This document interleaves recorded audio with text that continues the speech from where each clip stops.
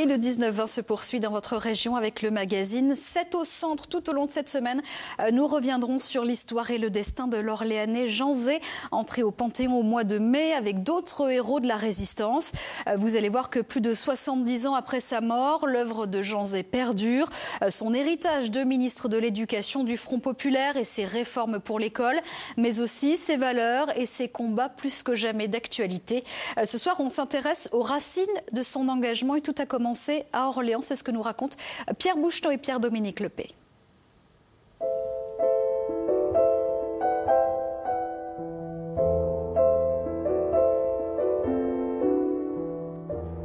Les racines de l'engagement républicain de Jean Zay, c'est dans sa ville natale, Orléans, qu'on les trouve, dans sa famille et dans l'engagement de son père, Léon Zay. Léon est un personnage très important. Il y a entre eux un lien profond qui simplement s'exprime en 1945, quand Léon est très inquiet, ne sait pas ce qui est devenu son fils. Il apprend qu'il a été assassiné, il meurt. Léon Zay était issu d'une lignée de rabbins installés en Alsace depuis le XVe siècle et jusqu'à l'occupation prussienne de 1870. Sa famille choisit alors la France, la République. Ces familles juives alsaciennes, beaucoup, mosellanes aussi, et qui tiennent à la République depuis l'émancipation des Juifs à la Révolution, qui sont fondamentalement, viscéralement attachés à la France et à la République, ou à la République et à la France. Jean Zay naît en 1904, rue du Parc, à Orléans, dans la grande maison familiale.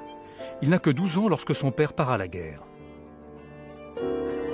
Quand Léon partira faire la guerre en 1916, c'est Jean qui est responsable de tout, il s'occupe de tout, il a une maturité qu'on peut voir dans les premières photos de son enfance. Il a un regard qui voit au-delà. Et ce regard, il le gardera jusqu'à la fin. Et les photos de lui, ministre, ont cette même tenue de quelqu'un qui veut quelque chose. Mais il veut quelque chose pour les autres. Il ne veut pas quelque chose pour lui. C'est très important de comprendre ça. La famille Zay et celle de la femme de Léon, la famille Chartrain, sont impliquées très fortement dans la bataille qui oppose en ce début de XXe siècle les calomniateurs de Dreyfus et ses défenseurs. Ce père, donc Léon, s'engage très vite, en effet, dans le Parti radical. Et dans une ville où l'affaire Dreyfus a été très violente, où il y avait 3 journaux, mais qui étaient tous anti-Dreyfusards, ils sont quelques-uns à se dire que c'est pas possible, et ils fondent un journal qui s'appelle Le Progrès du Loiret, et où ils vont prendre la défense de Dreyfus. Dans cette bataille, les francs-maçons sont en première ligne. Léon et Jean se retrouveront d'ailleurs dans la même loge du Grand Orient de France, la loge Étienne Delay, où Jean Zay tient un rôle prépondérant, celui d'orateur. C'est un poste très important, puisque c'est le seul qui peut intervenir même au-dessus du vénérable maître, qui est le président de la loge. Il aura le ministère, pour nous c'est vraiment le plus beau des ministères, c'est le savoir, c'est l'éducation nationale. Comment les hommes peuvent progresser si ce n'est que par le savoir et la connaissance. Cette qualité de franc-maçon deviendra un motif d'accusation pour ses ennemis. Franc-maçon et disent-ils juif. Or Jean Zay, libre penseur et profondément laïque, comme l'était son père, avait été élevé dans la culture protestante par sa mère.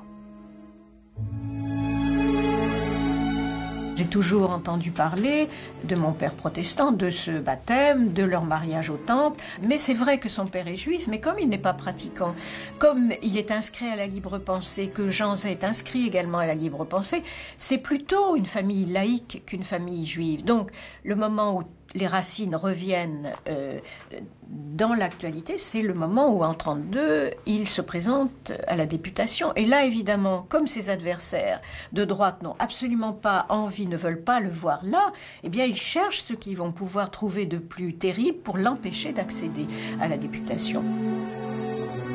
On va lui dire, non pas vous êtes un partisan de la République égalitaire, sociale, etc., et c'est pour ça qu'on ne vous aime pas, mais on va lui dire, vous êtes juif, donc taisez-vous.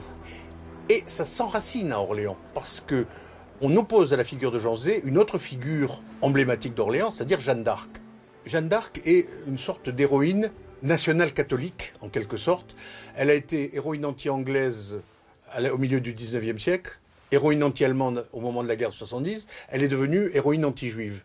Donc on va opposer à la figure de Jean Zay, ce juif errant, on va opposer Jeanne d'Arc, l'héroïne si pure, etc., qui est une sorte de dédoublement fonctionnel de la Vierge Marie. Tout de suite, dès 1932, le Journal du Loiret, qui était un des journaux d'extrême droite de l'époque, l'attaque violemment en disant « Mais comment un juif député, mais la cité de Jeanne d'Arc n'admettra jamais ça ». Il y a un texte très, très frappant qui dit ça. Et on voit dans les termes employés, dans les thématiques, à quel point on est en effet dans le fantasme. Malgré cette campagne indigne, et dans une circonscription réputée imprenable à la droite, ses talents d'orateur, sa force de conviction, emportent l'adhésion des électeurs orléanais. En 1932, Jean Zay est élu député. Il vient d'avoir 27 ans.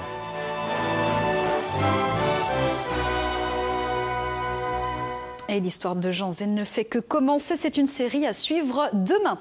Tout de suite, c'est l'information nationale et internationale. Je vous souhaite de passer une très belle soirée avec nous sur France 3. Je vous dis à demain.